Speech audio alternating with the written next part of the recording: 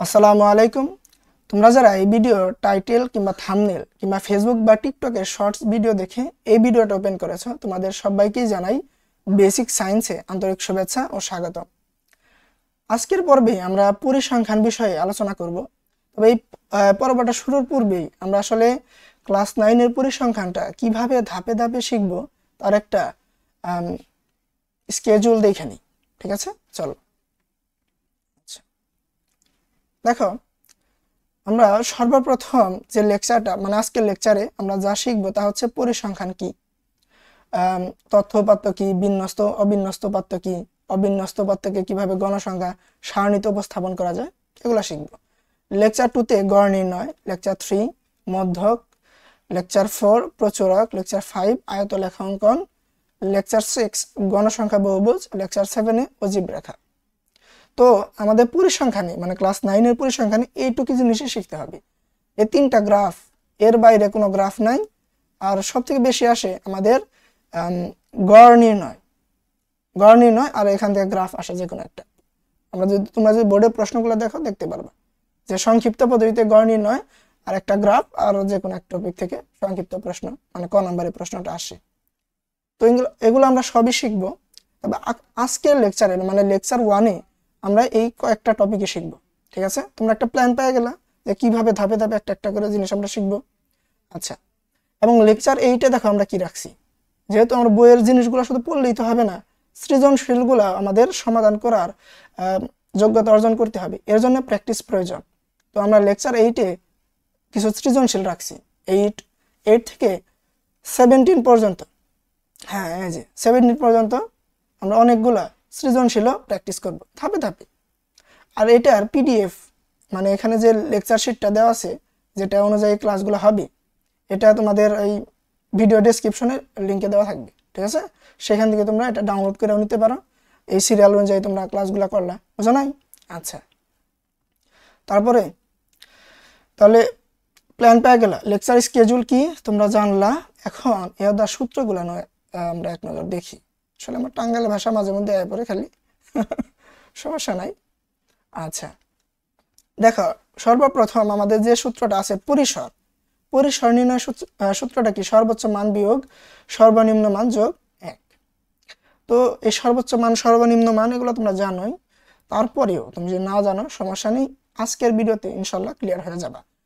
তারপরে শিখবো আজকের ভিডিওর কথা বলতেছি, শ্রেণী ব্যাপ্তি, শ্রেণী সংখ্যা, অবিন্যস্ত উপাত্তের গড়। যদি গড় নাই আজকের ক্লাসে আমরা এই 3টা টপিক সাথে অবিন্যস্ত উপাত্তকে কিভাবে গণসংখ্যা সারণীতে উপস্থাপন করতে হয় এটা শিখব।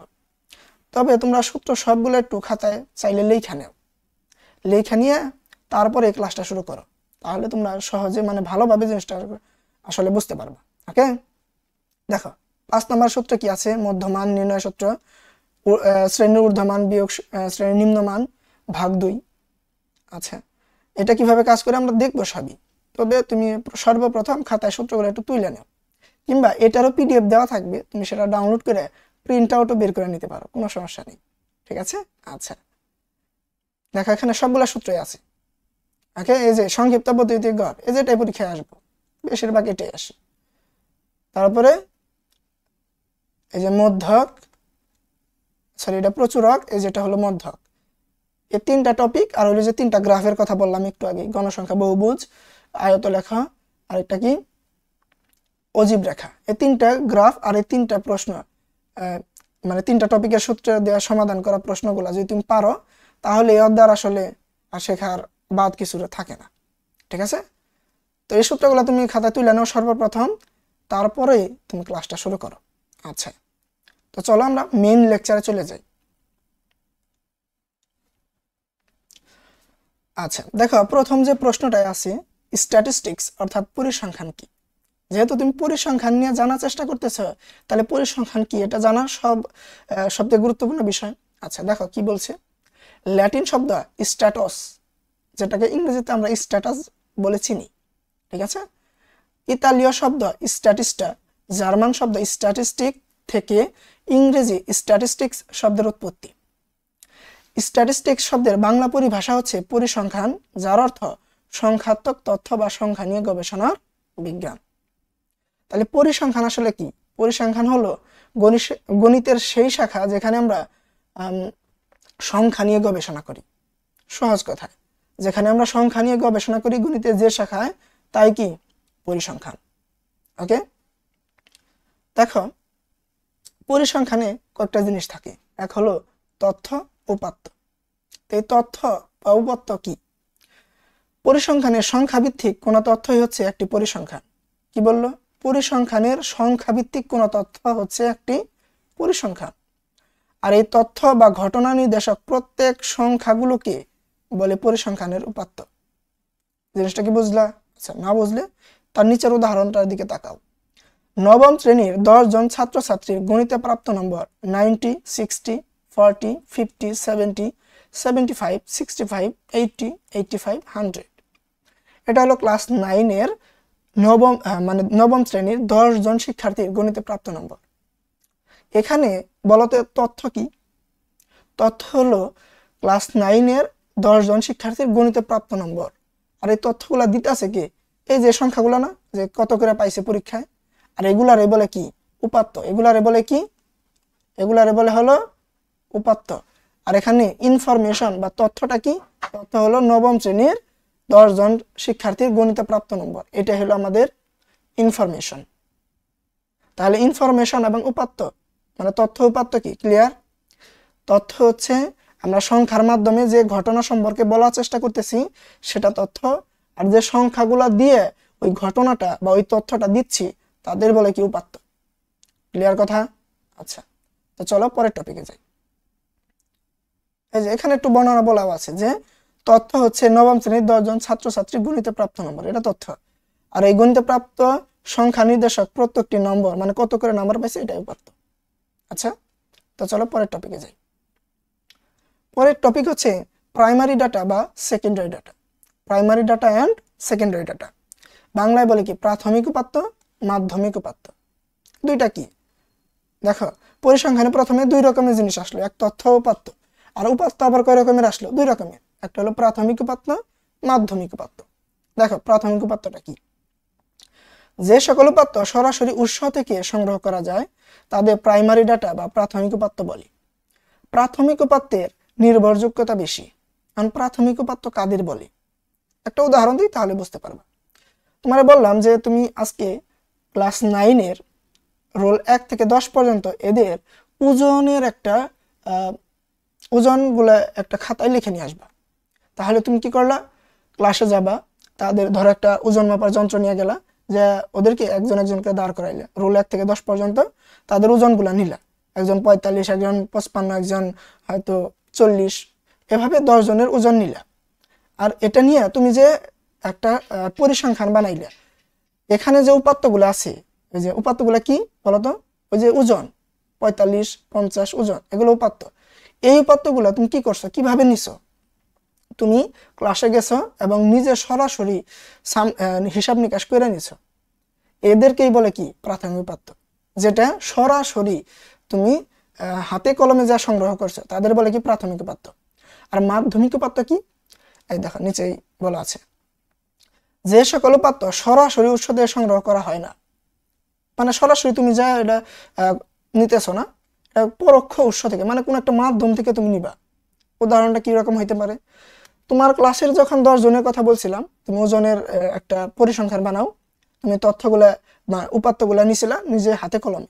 কিন্তু যদি তোমাকে বলি সেম কথাই আমেরিকার একটা বিশ্ববিদ্যালয়ের, আচ্ছা বিশ্ববিদ্যালয় বাদ দিই, তোমাদের বললাম যে আমেরিকার এই মাসের 21 থেকে 30 তারিখ পর্যন্ত এই মোট যে কয়দিন হয় এই কয়দিনের তাপমাত্রাগুলোর একটা পরিসংখ্যান বানাও। তুমি কি এখন আমেরিকা যাবা? না। তুমি কি করবা? তুমি ইন্টারনেট থেকে 21 থেকে 30 তারিখ পর্যন্ত এই কয়দিনের তাপমাত্রাগুলো কি করবা? সেখান থেকে সংগ্রহ করে একটা খাতায় নোট করবা। এখন এই ইনফরমেশনগুলো সত্য না মিথ্যা তা তুমি কিন্তু যাচাই করো নাই। তুমি একটা মাধ্যমটা কি ইন্টারনেট বা গুগল ব্যবহার করে কোনো একটা ওয়েবসাইট থেকে নিচ্ছ, আর তুমি সরাসরি কিন্তু যাও নাই। এই উপাত্তগুলাকেই বলে কি মাধ্যমিক উপাত্ত, যেগুলো তুমি সরাসরি সংগ্রহ করো নাই। কোনো একটা মাধ্যমের কাছ থেকে, কোনো একটা সার্ভের কাছ থেকে তুমি উপাত্তগুলো নিয়ে তুমি একটা পরিসংখ্যান দাঁড় করাইছো। এগুলারে বলে কি এই যে উপাত্তগুলো নিয়ে তুমি যে পরিসংখ্যান বানাইলে এরকম উপাত্তগুলোরই বলে কি মাধ্যমিক উপাত্ত। ক্লিয়ার? তাহলে প্রাথমিক উপাত্ত হলো যেটা তুমি সরাসরি উপস্থিত থেকে সংগ্রহ করবা, আর মাধ্যমিক উপাত্ত হলো তুমি অন্য কারো কাছ থেকে অন্য কোনো মাধ্যম থেকে সংগ্রহ করবা। ওকে, আচ্ছা, তো চলো পরের টপিকে যাই। পরিসংখ্যানে ভেরিয়েবল বা চলক এগুলো কি? যেরকম বীজগণিতে আমরা এ থেকে জেড বা জি পর্যন্ত প্রত্যেকটা A B C D E F G S এগুলোর আমরা চলক বলি, যাদের মান পরিবর্তনশীল। ঠিক আছে, আচ্ছা, এখন পরিসংখ্যানেও চলক আছে, তবে একটু ভিন্ন বীজগণিতের চলকের থেকে। যেমন যেসব বৈশিষ্ট্যকে সংখ্যায় পরিমাপ করা যায় এমন বৈশিষ্ট্যধারী তথ্যকে চলক বলে। কি বলতেছে? যেসব বৈশিষ্ট্যকে সংখ্যায় পরিমাপ করা যায় এমন বৈশিষ্ট্যধারী তথ্যকে, কাকে? ওই যে একটু আগে পড়ছো, তথ্যকে বলে চলক। যেমন ওজন, এই ওজনের কি বৈশিষ্ট্যকে তুমি সংখ্যায় প্রকাশ করতে পারবে না। ওজনে কি একটা দিলাম, বললাম যে ওই যে একটু আগে বলছিলাম তুমি ক্লাস 9-এর 1 থেকে 10 জন শিক্ষার্থীর ওজনের একটা পরিসংখ্যান বানাও, তাহলে এই ওজনের তুমি পরিসংখ্যান বানাও, এটা হলো ইনফরমেশন। আর এই যে উপাত্ত হিসেবে তুমি ওদেরকে ওজনগুলো নিছিলে না, তো এই কারণে এটার বলতেছে কি পরিসংখ্যানের চলক। এছাড়া আরো কি আছে? উচ্চতা, তোমাকে এটাও তো বলতে পারতাম যে 10 জনের উচ্চতার একটা পরিসংখ্যান বানাও, বা পরীক্ষায় প্রাপ্ত নম্বর। ঠিক আছে, এই যে পরীক্ষায় প্রাপ্ত নম্বর, তুমি বললাম 10 জন শিক্ষার্থী গণিতে প্রাপ্ত নম্বর বানাও, একটা পরিসংখ্যান বানাও। তাই পরীক্ষা প্রাপ্ত নম্বর একটা কি পরিসংখ্যানের চলক। ছাত্র সংখ্যা, এটা একটা চলক হইতে পারে। বোঝা গেছে? আচ্ছা, দেখো ভেরিয়েবল বা চলক দুই রকমের, মানে পরিসংখ্যানের চলক দুই রকমের, একটা হলো বিচ্ছিন্ন চলক আর একটা কি অবিচ্ছিন্ন চলক। এই বিচ্ছিন্ন চলকগুলো কি, বা ডিসক্রিট ভেরিয়েবল বা বিচ্ছিন্ন চলক বলতে কি বোঝায় একটু বুঝানো, এটা ক নম্বরে আসতে পারে। ঠিক আছে, যে সকল চলকের মান শুধুমাত্র পূর্ণ সংখ্যায় হয় তাদেরকে বিচ্ছিন্ন চলক বলে। কি বললো? যে সকল চলকের মান পূর্ণ সংখ্যায় হয়, যেরকম 7, 8, 10 ডিগ্রি পূর্ণ সংখ্যা। যেরকম বলছে পরীক্ষায় প্রাপ্ত নম্বর, এগুলো পূর্ণ সংখ্যায় হয়। কারণ বলবা স্যার আমি তো 89.5ও পাইতে পারি। 89.5 আসলে দেয় না, তুমি যদি 0.5 মানে হাফ পাও তাহলে তোমাকে এখানে কি দেওয়া দিবে? 90 দেওয়া দিবে। তার মানে পরীক্ষায় প্রাপ্ত নম্বর জনসংখ্যামূলক উপাত্ত। এই জনসংখ্যা কি এই দশমিকে আসতে পারে? মানুষ কি একজন একের অর্ধেক হইতে পারে না। তো তো এগুলারে বলে কি বিচ্ছিন্ন চলক। আর কন্টিনিউয়াস ভেরিয়েবল বা অবিচ্ছিন্ন চলক বলতে কি বোঝায় দেখো তো? যে সকল চলকের মান যে কোনো বাস্তব সংখ্যায় হতে পারে তাদেরকে বলে অবিচ্ছিন্ন চলক। যেমন তাপমাত্রা, বয়স, উচ্চতা, ওজন, এগুলা যে কোনো বাস্তব সংখ্যা হইতে পারে, এগুলা দশমিকও হইতে পারে। যেমন তাপমাত্রা 21.3 ডিগ্রি সেলসিয়াস হতে পারে না? অবশ্যই হতে পারে। বয়স তোমার ধরো 21.5 মানে 21.5 বছর হতে পারে তো অবশ্যই। উচ্চতা ধরো 5.4 ফিট হতে পারে না? অবশ্যই হতে পারে। তো কন্টিনিউয়াস বা অবিচ্ছিন্ন চলক বলতে বোঝায় যে চলকগুলা যে কোনো বাস্তব সংখ্যায় মান আসতে পারে, আর যেগুলা শুধু পূর্ণ সংখ্যায় আসে তাদের বলে কি বিচ্ছিন্ন চলক। ওকে, আচ্ছা, আশা করি চলকগুলো ক্লিয়ার। এগুলা আমাদের ক নম্বরে আসতে পারে। ঠিক আছে, আচ্ছা, একটু দেখে রাখো, খাতায় তুলে নিও, তাহলে সুবিধা হবে। দেখো, তাহলে আমরা অনেক অবিচ্ছিন্ন উপাত্ত নিয়ে পড়লাম, তথ্য নিয়ে পড়লাম। এখন এই উপাত্তগুলা আমাদের সামনে উপস্থাপন করা হতে পারে দুই রকম ভাবে। একটা হলো অর্গানাইজড আর একটা হলো আনঅর্গানাইজড, মানে অবিন্যস্ত এবং বিন্যস্ত। মানে বিন্যস্তটা কি একটু দেখে নিই। পরিসংখ্যানে উপাত্ত সমূহ যদি এলোমেলো আকারে থাকে তবে ওই উপাত্তকে আমরা বলি অবিন্যস্ত উপাত্ত। কি উপাত্তগুলো কি আকারে থাকবে? এলোমেলো, সাজানো থাকবে না। আর যে সকল উপাত্ত সাজানো থাকে তাদের বলে কি বিন্যস্ত উপাত্ত। এটা সহজ ভাষায় বললাম। আচ্ছা, একটা উদাহরণ দেখো তাহলে বুঝতে পারবে আসলে বিন্যস্ত অবিন্যস্ত বলতে কি বোঝায়। উদাহরণকে দেখো, বলছে 10ম শ্রেণীর 10 জন ছাত্রের ওজনের তালিকা 35, 45, 40, 33, 42, মানে এলোমেলো আকারে। আর এখানে 10 জনের কি দেওয়া আছে? ওজনের তালিকা। তাহলে এটারই বলবো আমরা কি কি উপাত্ত বলবো কসে দেখি, এরে বলবো আমরা অবিন্যস্ত। অবিন্যস্ত কি উপাত্ত। আর এদিকে তাকাও, উদাহরণ 2 এদিকে তাকাও। দশম শ্রেণীর 10 জন ছাত্রের ওজনের তালিকা 33, 35, 37, 40, 42, 45, 48, 50, 55, 60। এটা দেখো কি সুন্দর সাজানো আছে। এটারে বলে কি বিন্যস্ত পাত্র। এটারে বলে কি, এর বলে বিন্যস্ত উপাত্ত। ঠিক আছে, তাহলে অবিন্যস্ত অবিন্যস্ত পাত্র বুঝলা। আচ্ছা দেখো পরের টপিকটা কি, অবিন্যস্ত উপাত্ত সমূহকে সাজানো অর্থাৎ বিন্যস্ত করার উপায়। অবিন্যস্ত মানে এলোমেলো উপাত্ত তোমাকে দিয়া দিল, তোমাকে এখন বললো উপাত্ত বলে একটু সাজায় দেখাও, তুমি কিভাবে করে সাজাবা, এটা করার উপায় দেখাও। 1 নম্বরে বলতেছে উপাত্ত সমূহকে মানের ঊর্ধ্বক্রম বা অধক্রমে সাজিয়ে। এই ঊর্ধ্বক্রম অধক্রম মানে কি এটা তোমার বুঝতে হবে। আরেকটা হলো কি উপাত্ত সমূহকে সারণীভুক্ত করার মাধ্যমে। আজকের লেকচারে এটাই সবথেকে ইম্পর্টেন্ট বিষয়। ঠিক আছে, আচ্ছা প্রথমে আমরা ঊর্ধ্বক্রম ও অধক্রমটা একটু জানা নিই। 2টা উদাহরণের মাধ্যমে আমরা দেখব। চলো দেখো কি বলতেছে। উদাহরণ 3 বলতেছে নিচে 40 জন শিক্ষার্থীর বার্ষিক পরীক্ষায় ইংরেজিতে প্রাপ্ত নম্বর দেওয়া হলো। 40 জন শিক্ষার্থীর বার্ষিক পরীক্ষায় ইংরেজিতে প্রাপ্ত নম্বর দেওয়া হলো। প্রাপ্ত নম্বরগুলোকে মানের ঊর্ধ্বক্রমে সাজাও। কি ক্রমে? ঊর্ধ্বক্রমে সাজাও। মানে এটা অবিন্যস্ত। দেখা যায় 70, 40, 46, 76 উল্টাপাল্টা আছে। তোমাকে বলছে একটু সাজায় দেখাও। ঠিক আছে, কারণ সাজাবা কিভাবে সেটা বলে দিচ্ছি। তোমাকে সাজাইতে বলছে ঊর্ধ্বক্রমে। আর ঊর্ধ্বক্রম মানে কি একটু বলি। ঊর্ধ্বক্রম মানে আর কিছু না, উপাত্তগুলোকে তোমাকে বলছে ছোট থেকে বড় ক্রমে সাজাও। মানে সবার ছোটটা আগে লিখবা, তারপরে তার থেকে একটু বড়, তার থেকে তার বড়টা, এইভাবে সিরিয়ালি সাজায় সাজায় লিখতে বলছে। তাহলে ঊর্ধ্বক্রম মানে কি? ঊর্ধ্বক্রম মানে ছোট থেকে বড় ক্রমে সাজানো। তোমরা চাইলে এই শর্টকাটটা লিখে নিতে পারো। ওকে, তো চলো এটা কিভাবে করে করবা আমি একটু দেখাই। আচ্ছা প্রথমে আমরা সমাধানটা লিখে নিই।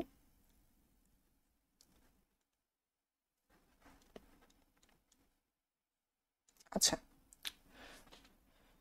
তাহলে প্রথমে লিখবা যে কি জানা ছিল প্রশ্নটা। আচ্ছা এটা লিখি, 40 জন শিক্ষার্থীর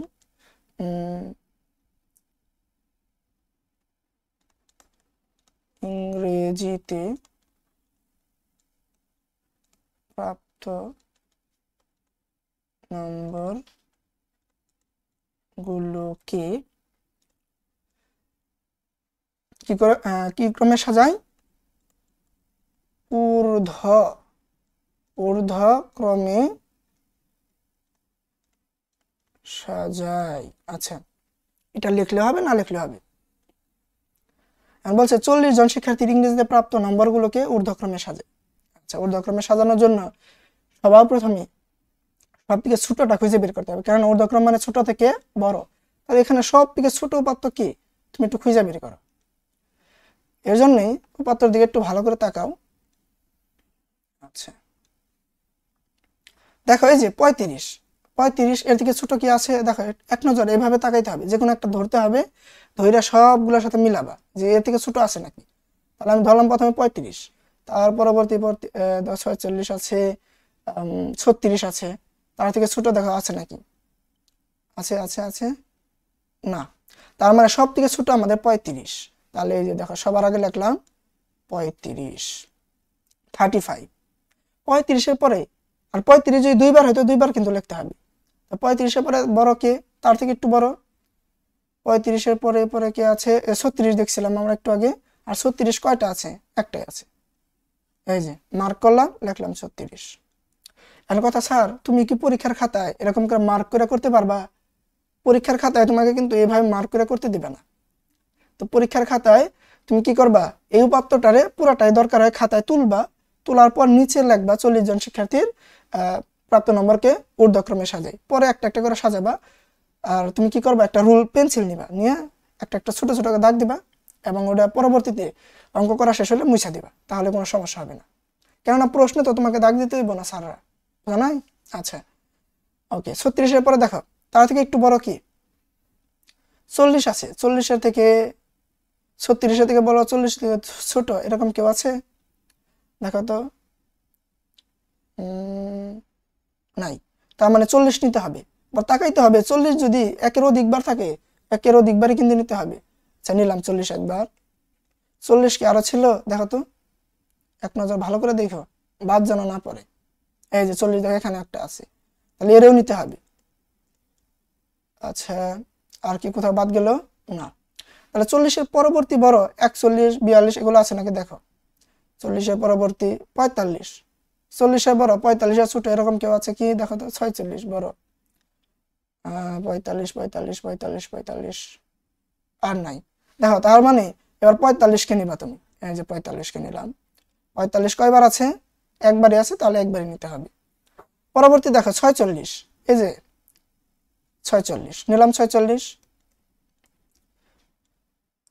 দেখো 46-এর আরো একের অধিকবার আছে নাকি 46? তাহলে কিন্তু একের অধিকবার কিন্তু নিতে হবে। আচ্ছা 46 দেখো এই যেখানে আছে 46, আরো আছে কি? এই যে এখানে আরেকবার আছে। তাহলে কয়বার আরো পাইলাম? আরো দুইবার পেয়েছি। দেখো ওকে, 46-এর পরে 47, 48 দেখো তো এগুলো আছে নাকি? 47, 48 পেয়ে গেছি। 47 কি আছে? 47, 47, 47, 47 না, 47 কিন্তু নাই। তার মানে এবার নিতে হবে কি? 48-কে নিতে হবে। নিলাম 48। 48-এর পর মানে 48 যদি একের অধিক হইতো, 48-কেও কিন্তু একের অধিকবার নিতে হবে। একবার ভালো করে দেখে নাও 48 কি আছে নাকি। না, নাই। 48-এর পরবর্তী কি? 49, 50 দেখো তো 49 আছে নাকি? 49 নাই। 50 আছে কি? অবশ্যই, এই যে 50 আছে, দেখো এই যেখানে পাইলাম 50। 50 আর কতবার আছে এটা একটু তাকাইতে হবে। এখানে একবার ছিল, পরবর্তীতে এখানে নাই। এই যে আরেকবার আছে 50, দেখো তো আর আছে নাকি? 50 এই যে কয়বার হলো? দুইবার আরো আসলো, দুইবার। তার মানে আরো দুইবার লিখতে হবে 50। লিখলাম। 50-এর পরবর্তী সংখ্যাটা কত? 51, 52, 53, 54 এগুলা তো দেখো 50-এর বড় কি আসে নেওয়া যায়? 56 আছে। 56 থেকে ছোট কি আছে? এই যে 55 আছে, 55 না যাবো। 55 থেকে ছোট কি কেউ আছে? নাই। তাহলে 55 নিতে হবে। দেখা যায় যে 55 নিলাম, এখানে একবার আছে 55। এই লাইনে কি আরো আছে 55? নাই। এই লাইনে এই যে দুইবার হইল, তারপরে 55, 55, 55। তাহলে 55 দেখো কয়বার আসলো? দুইবার। 55-কে দুইবার নিলাম। তার পরবর্তী দেখো কত আসে? 56। 56 দেখো তো কয়বার আছে? 56 এখানে এই লাইনে কয়বার আছে? একবার। 56, 56, 56, 56, 56, 56 না, 56 আর নাই। তাহলে 56 একবারই আছে, লিখে দিলাম 56। 57, 58, 59, 60 দেখো তো 56-এর পরে কত নেওয়া যায়? 57। তো 57 এখানে নাই। পরের লাইনে 60 আছে, 60-এর দিকে ছোট, এই যে এখানে 58 আছে, তাহলে 58 নিতে হবে। এই যে 58 নিলাম। 58 কয়বার আছে? 58 এখানে একবার, এই যে এখানে একবার। তাহলে 58-কে কয়বার নিতে হবে? দুইবার। 58-কে দুইবার নিতে হবে। 58-কে দুইবার নিলাম। 58-এর পরে কত? 59, 60 তো 59 আছে নাকি? 59, 59, 60 আছে, যে 60 পেয়ে গেছি। আচ্ছা 59 কি আছে? না। তাহলে দেখো তো 60 কতবার আছে? এই যে একবার, এই যে এখানে আরেকবার, দুইবার, তারপরে তিনবার। 60 তিনবার হলো 4বার, 5বার, 5বার, 5বার, 5বার, 6বার দেখো 60 আছে। দেখছো যে কয়বার আছে তুমি যখন সাজাবা ওই কয়বার নিতে হবে। তাহলে 6বার, 2, 3, 4, 5, 6। 60 নেওয়া শেষ। 60-এর পরবর্তী বড় সংখ্যাটা দেখো, এই যে 61 পাইলাম। 61 একবার আছে, 61 কি আর আছে? 61 আর নাই, তাহলে 61 একবার নিতে হবে। 61 পরে কি 62, 62 আছে কি? 62 নাই। 65 আছে, দেখো 65 কতবার আছে? একবার, দুইবার, তারপরে কি তিনবার, 65 তিনবার, চারবার, পাঁচবার, পাঁচবার দেখো 65 আছে, তাহলে পাঁচবার কি নিতে হবে? 65, চারবার, পাঁচবার 65, 65 পরে কি 66, 66, 66 বা 66 যেটাই বলো। 66টা কোথায় আছে দেখো তো? 66 আছে কি? নাই। 67 নাই। 68 আছে, 68 আছে কিন্তু, এই যে 68, দেখো তো কতবার আছে 68? একবারই আছে, তাহলে একবারই নিলাম 68। তার পরবর্তী 69 আছে কি? নাই। 70, 70 আছে, দেখো এই যে একবার, দুইবার, তিনবার, চারবার, চারবার দেখো 70 আছে, 1 2 3 4। 70 পর দেখো 72, এই যে 72, একবার লিখলাম 72। তার পরবর্তী 76, এই যে লিখলাম 76। তার পরবর্তী 85, 85 কতবার আছে? দুইবার, লিখলাম 85, না 85 না, 80 তো ছিল, 80 নিতে হবে। তার পরবর্তীতে 85 দুইবার, তারপরে কি 90, এই যে 90। এখন দেখো উপাত্তগুলা এলোমেলো আকারে ছিল, এখন উপাত্তগুলা সাজানো আছে। কি ক্রমে সাজানো আছে?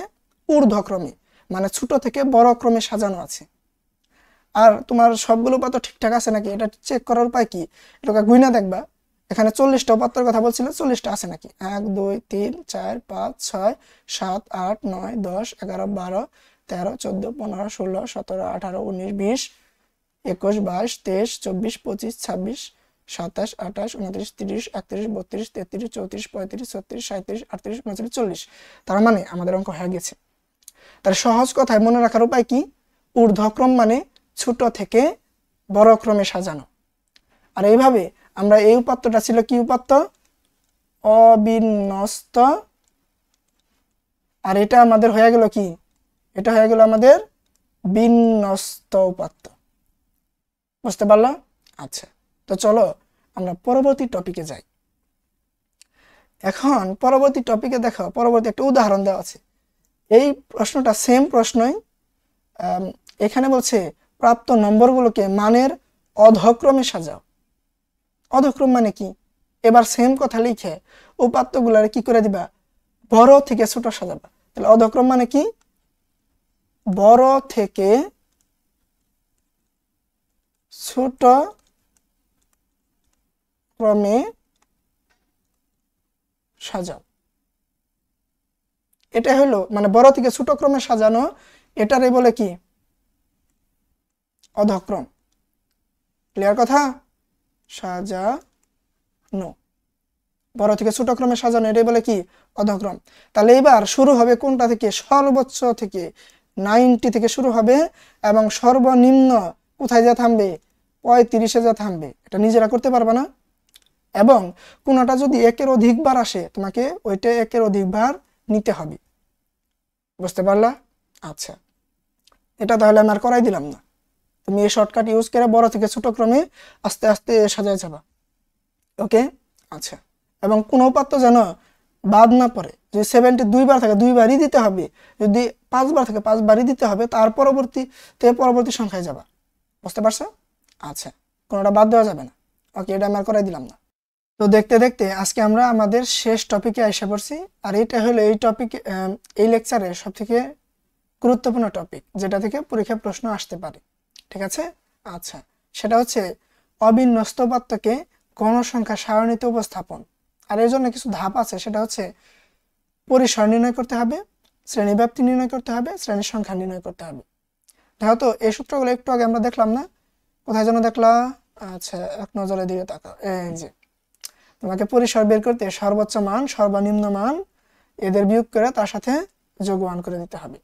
এবং শ্রেণীব্যাপ্তি তোমার যদি সুবিধা মতো ধরতে হবে, যে প্রশ্ন উল্লেখ থাকে সেটাই নেবা। আর শ্রেণী সংখ্যা কি, এই যে পরিসর বের করবে এই সূত্র দিয়ে, তার শ্রেণীব্যাপ্তি তুমি যত ধৈর্য নিবা তা দিয়ে ভাগ করলে যেটা আসবে সেটাই। আচ্ছা, তো চলো কাজটা করি আমরা। আচ্ছা, তো প্রশ্নটা এক নজর দেখি। একটি শীত মৌসুমে শ্রীমঙ্গলে জানুয়ারি মাসের 31 দিনের সর্বনিম্ন তাপমাত্রা ডিগ্রি সেলসিয়াসে নিচে দেওয়া হলো। সর্বনিম্ন তাপমাত্রার গণসংখ্যা নিবেশন সারণী তৈরি করো। তার মানে এই উপাত্তগুলাকে তোমাকে একটা সারণীতে উপস্থাপন করতে বলছে। আর গণসংখ্যা সারণীতে বের করার জন্য তোমার পরিসর দরকার, শ্রেণী ব্যাপ্তি দরকার, শ্রেণী সংখ্যা দরকার। আর শ্রেণী ব্যাপ্তি বের করার জন্য তোমাকে আগে এখান থেকে বের করতে হবে, এখানে কি বের করবা, সর্বোচ্চ মান, সর্বোচ্চ মান কত, 14। এর থেকে এখানে আর বড় নাই। আর বলো তো এই সংখ্যাগুলোর কি বলে, একটু আগে শিখলাম, উপাত্ত।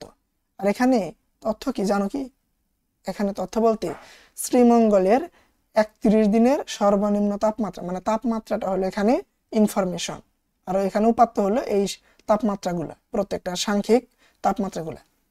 সর্বোচ্চ মান 14, আমরা শুধু সংখ্যাটা নেই,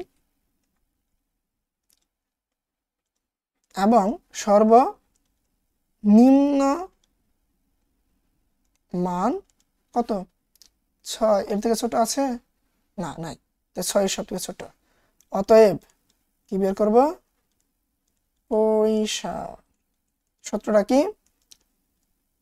সর্বোচ্চ মান বিয়োগ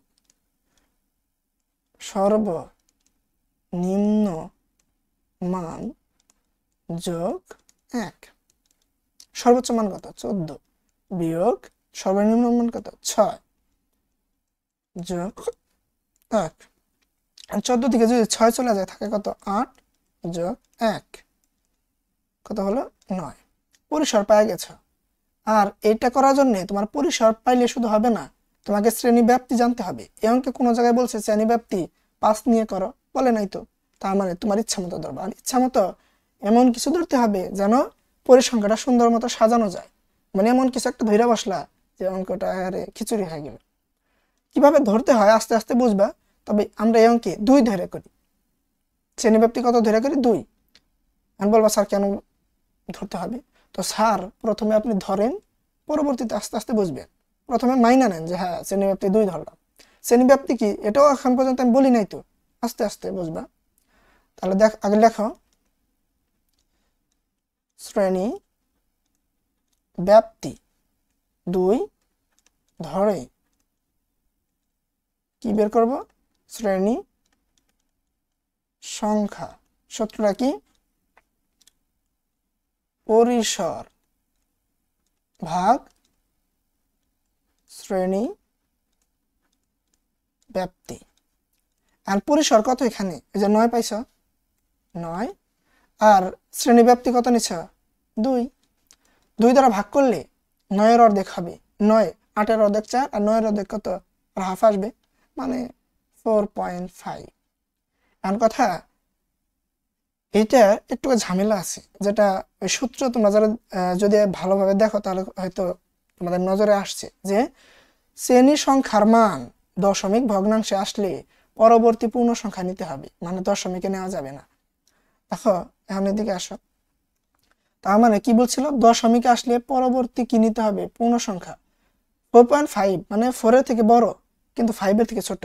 আমার বলছে যে মানটা আসবে তার পরবর্তী পূর্ণ সংখ্যা, আমার 4 আসছে, 4.5 যাই আসো, 1 2 3 4 5, আমার 4 এর পরবর্তী পূর্ণ সংখ্যা নিতে হবে, সেটা কত, 5।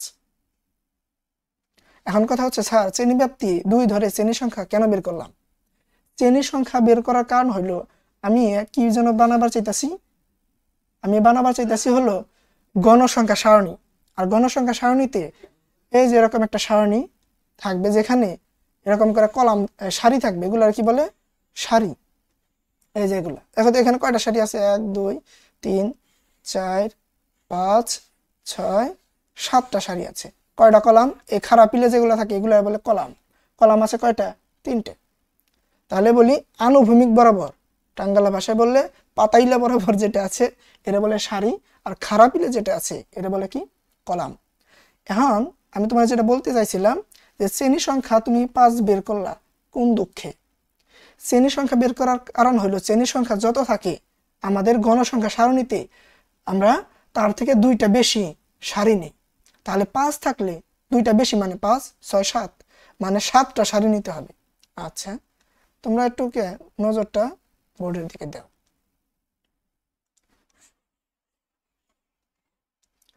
দেখো এখানে কয়টা সারি আছে? 1, 2, 3, 4, 5, 6, 7। আমি আগে হিসাব করে রাখছি, তবে তুমি যখন করবা তুমি তো আর আগে হিসাব করে রাখবা না। তুমি এখানে 5 আসবে তখন বুঝবা যে আমি 5-এর 2টা বেশি মানে 7টা সারি নেব। আর গণসংখ্যা সারণীতে সবসময় কলাম কয়টা হয়? 3টাই হয়। ঠিক আছে? তারপরে গড় নির্ণয়ে বিভিন্ন সময় বিভিন্নভাবে আমরা কলাম কম বেশি নেব, সেটা আস্তে আস্তে শিখবা। তবে যদি আমাকে এরকম অবিন্যস্ত অনেকগুলো উপাত্ত দেয় দিয়া বলে সারণীতে বানাও, তাহলে মুখস্থ রাখো, মনে রাখো, যাই রাখো, কলাম 3টে আর সারি হবে শ্রেণী সংখ্যা যত তার থেকে 2টা বেশি। আবার যোগ দিয়ে দিও না এখানে, মানে বোঝানোর জন্য দিলাম। আচ্ছা, আর এখানে এই কলাম 3টার আবার নামকরণ করতে হবে। প্রথমে আগে লিখে নাও শ্রেণী ব্যাপ্তি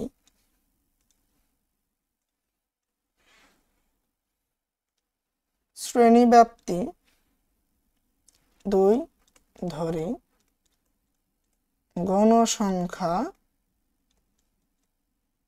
সারণী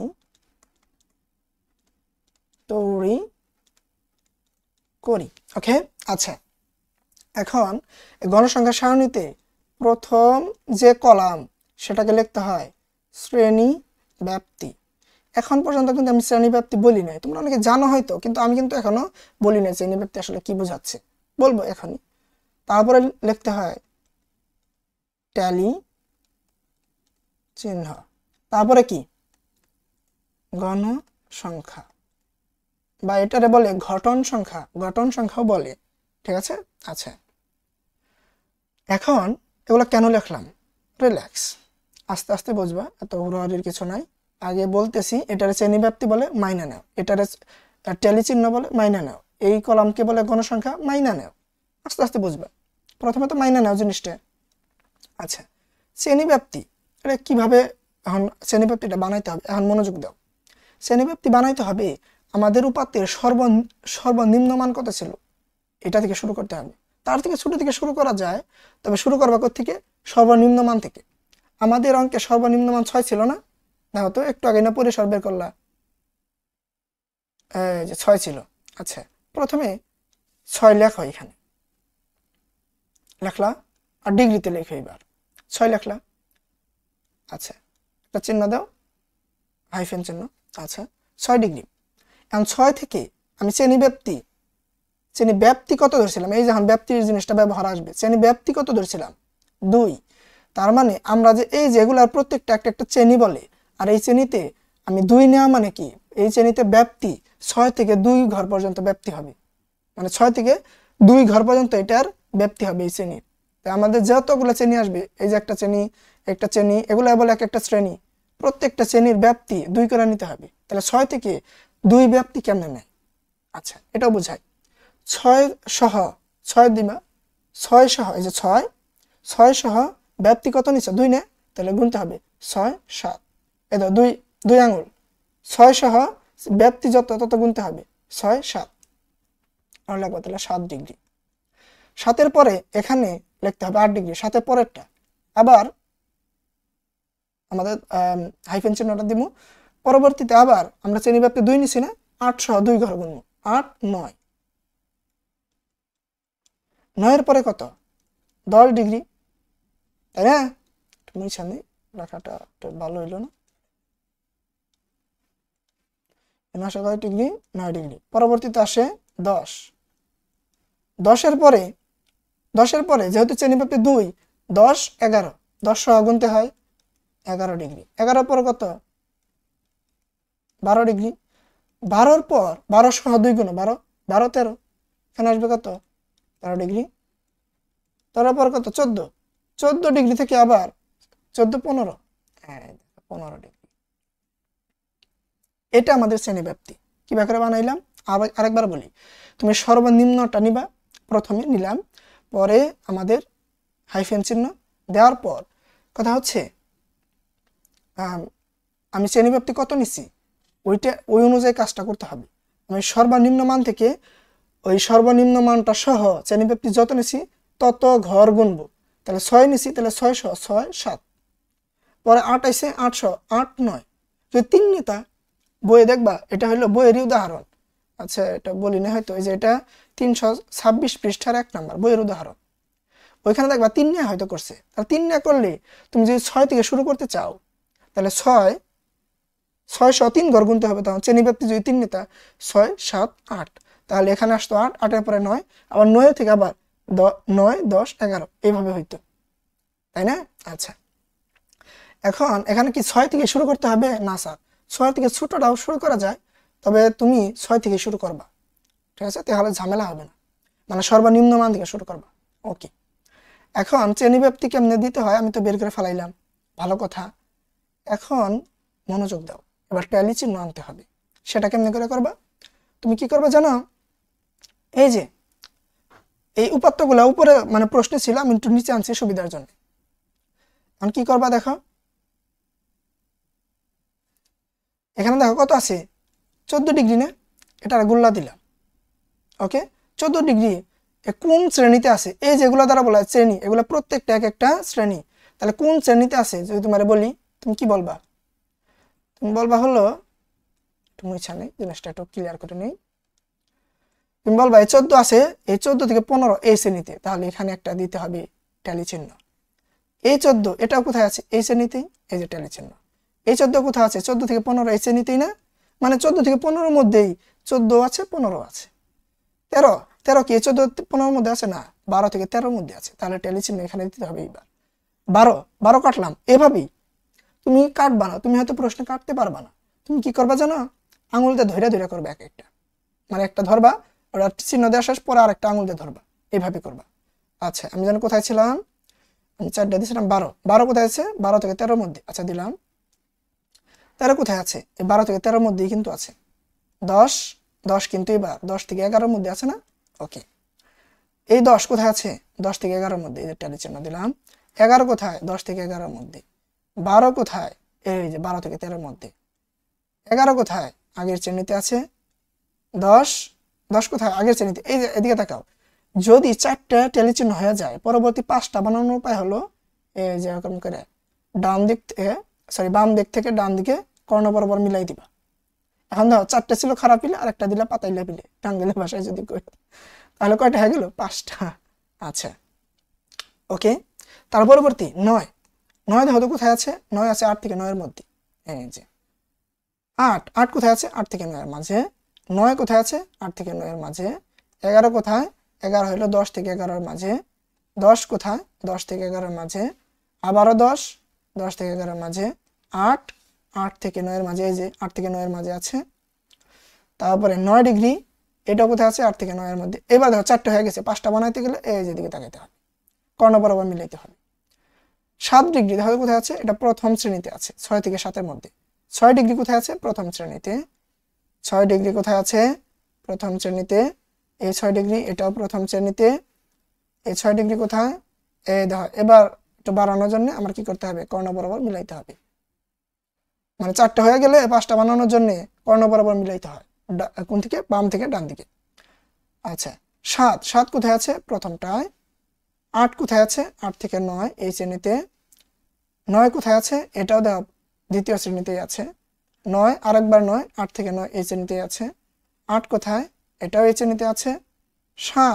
7 আছে প্রথম শ্রেণীতে, তাই না? আচ্ছা তাহলে দেখো মোট কত আসলো আমাদের? এখানে 5 আর 2 কত? এখানে লিখতে হবে ঘনসংখ্যায় 7 এই বরাবর। এখানে 5 আর 4 কত? 9, এখানে লিখতে হবে 9। এখানে কত? 5 আর 3 কত? 8, এখানে লিখতে হবে 8। এখানে 4, এখানে কত? 3। এখন সবগুলা যোগ করবা। 9 আর 7 কত? 16 আর 8, 8 কত 24,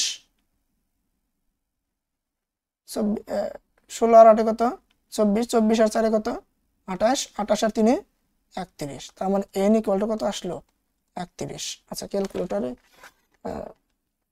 এই যোগটা যদি না পারি কিভাবে হবে? আচ্ছা তারপরেও করি, যোগ 9 যোগ 8 যোগ 4 যোগ 3 31।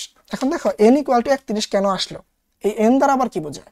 এখন দেখো আসো, n দ্বারা বোঝায় গণসংখ্যা, আর গণসংখ্যা বলতে বোঝায় উপাত্তের সংখ্যা। তো হচ্ছে এই অঙ্কে কতগুলো উপাত্ত ছিল? এই দেখো 31 দিনের তাপমাত্রার সারণী বানাবার কইছে না? দেখো কয় দিনের 31 দিনের তাপমাত্রা ছিল, এই কারণে দেখো আমাদের গণসংখ্যা কত আসছে 31। মানে গণসংখ্যাই যা উপাত্ত সংখ্যাও তাই। বোঝা গেল? গণসংখ্যা যা উপাত্ত সংখ্যা যা তাই। আচ্ছা অনেকে হয়তো আমার মাথার জন্য দেখো নাই, তোমরা একটু দেখে নিও, এখানে যদি কোনো যদি বাদ পেরে থাকে তোমরা ধাপে ধাপে একটা একটা করে কইরো, তাহলেই বুঝতে পারবা। প্রশ্নটা আগে তুলে নিও, তাহলেই দিশা পারবা জিনিসটা কেমন হইল। ওকে আচ্ছা, আজকের লেকচারে এইটুকুই। পরবর্তী লেকচারে আমরা গড় নির্ণয় শিখব। তোমরা তো লেকচার শিটটা দেখছোই, দেখো নাই?